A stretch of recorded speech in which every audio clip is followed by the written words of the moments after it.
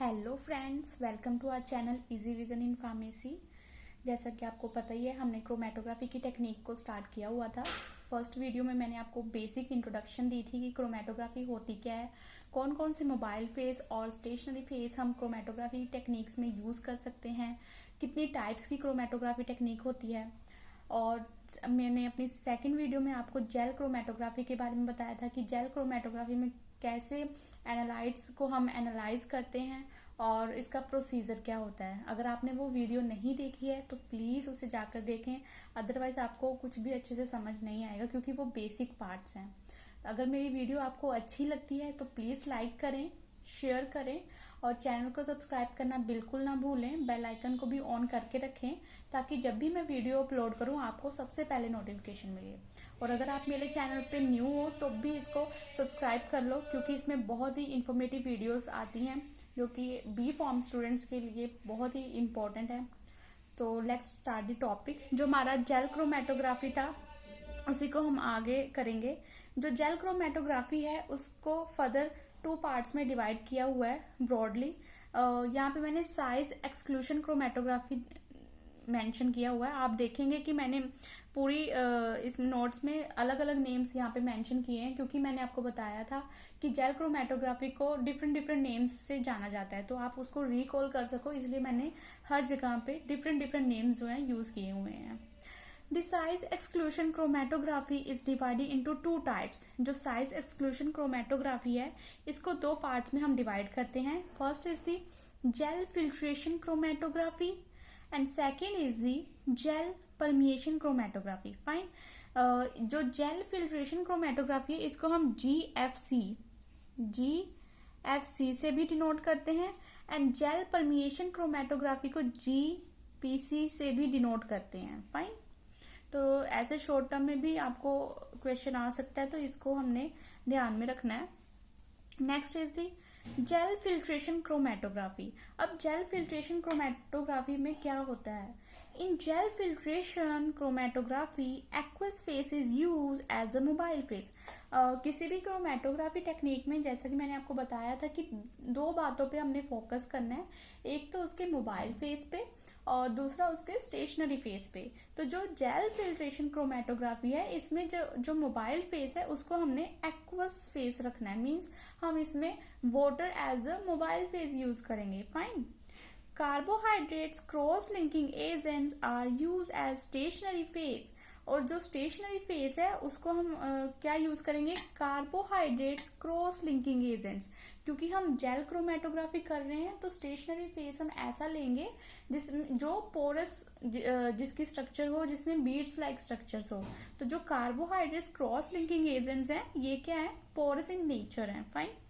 इसके एग्जाम्पल्स हम लेते हैं, जैसे सॉफ्ट जेल है, देन सीफाडेक्स है। इसकी सॉफ्ट जेल की एग्जांपल है सीफाडेक्स एंड सीफारोज। जो सीफाडेक्स है इसको हम डेक्स्ट्रन भी बोलते हैं और सीफारोज जो है इसको हम एगारोज भी बोलते हैं। Carbohydrates cross linking agents as a stationary phase में हम बायोजेल्स भी यूज करते हैं। तो बायोजेल्स की एग्जांपल देख लेते हैं।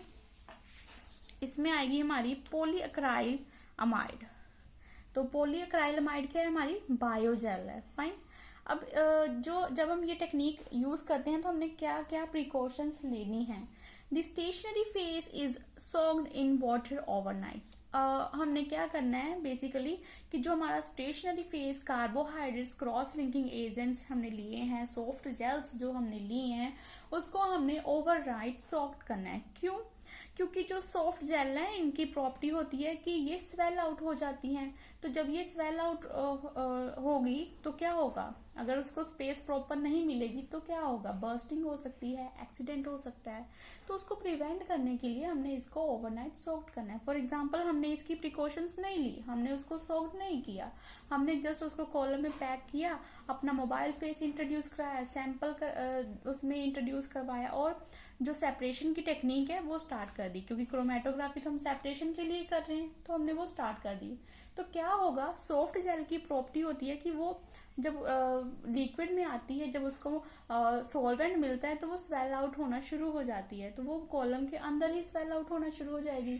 तो जब वो स्वेल होनी स्टार्ट हो जाएगी तो उसको स्पेस जो है वो कम पढ़नी शुरू हो जाएगी। फॉर एग्जाम्पल ये है हमारी कॉलम, ये अब हमने जब डाला था तो ऐसे फटाफट पैक कर दिया यहाँ तक, ठीक है, सब कुछ हमने पैक कर दिया सारा कुछ।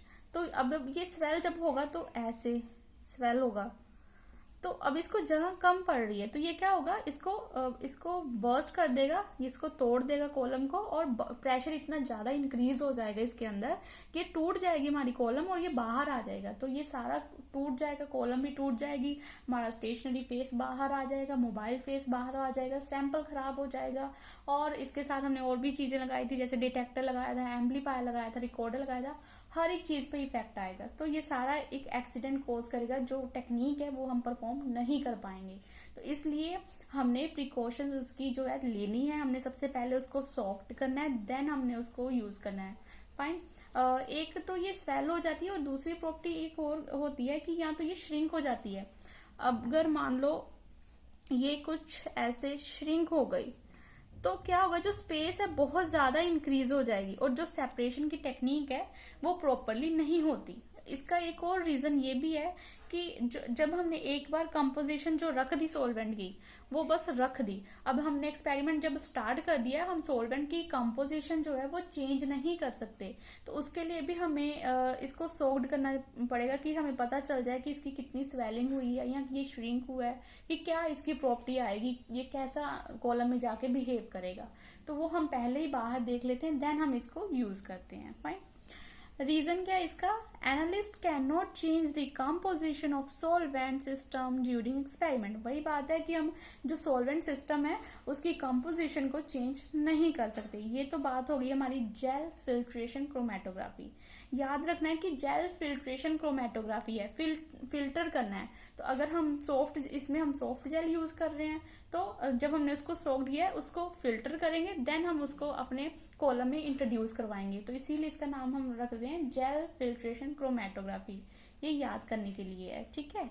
देन है जेल परमिएशन क्रोमेटोग्राफी। अब जेल परमिएशन क्रोमेटोग्राफी में क्या होता है, in gel permeation chromatography non aqueous mobile phase is used. अब इसमें हमने जो मोबाइल फेस यूज करना है उसको नॉन एक्वस रखना है, एक्वस नहीं रखना। जैसे कि पायरिडीन है, एसीटोन है, क्लोरोफोम है, टेट्राहाइड्रोफ्यूरोन है, ये सारे जो भी नॉन एक्वस सॉल्वेंट होंगे इसको हम as a mobile phase use कर सकते हैं अपनी जेल परमिएशन क्रोमेटोग्राफी में। फाइन। उसके बाद है rigid gels and semi rigid gels are used as stationary phase। इसमें हमने क्या करना है, सॉफ्ट जेल्स नहीं यूज करनी, इसमें हमने या तो रिजिड जेल्स यूज करनी है या फिर सेमी रिजिड जेल्स यूज करनी है। इसकी एग्जांपल्स देख लेते हैं, जैसे polystyrene controlled glass beads, alkylated dextran. ये क्या एग्जांपल्स हैं rigid and semi rigid gels की। जब हम इंस्ट्रूमेंटेशन का टॉपिक करेंगे तो हम जेल्स के बारे में डिटेल्स में करेंगे और एक एक एग्जाम्पल को एक्सप्लेन करेंगे। तो बेसिकली जो जेल फिल्ट्रेशन क्रोमेटोग्राफी और जेल परमिएशन क्रोमेटोग्राफी में दो डिफरेंस ही है।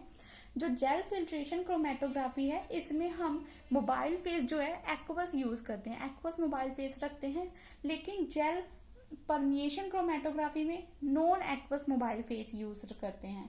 और स्टेशनरी फेस हम जो जेल फिल्ट्रेशन क्रोमेटोग्राफी है उसमें हम सॉफ्ट जेल्स यूज करते हैं, जिसको हमें नीड होती है कि वो हम ओवरनाइट सॉक्ड करें।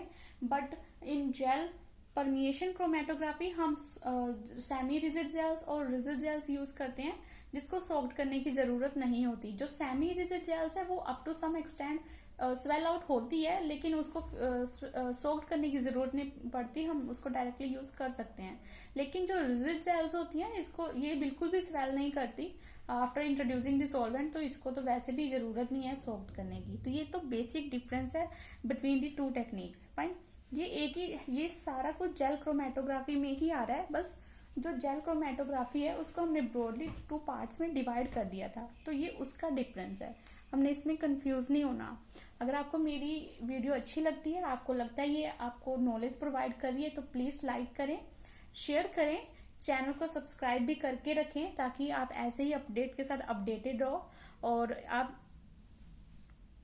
और आप इसी के साथ अपने नोट्स भी प्रिपेयर कर सकते हैं, क्योंकि एक एक चीज मैंने इसमें मेंशन की हुई है, तो अगर आप इतना भी कर लोगे तो मोर देन इनफ है। तो अगर आपको नोट्स प्रिपेयर करने हैं तो आप बड़े आराम से इसमें से कर सकते हो। Thank you.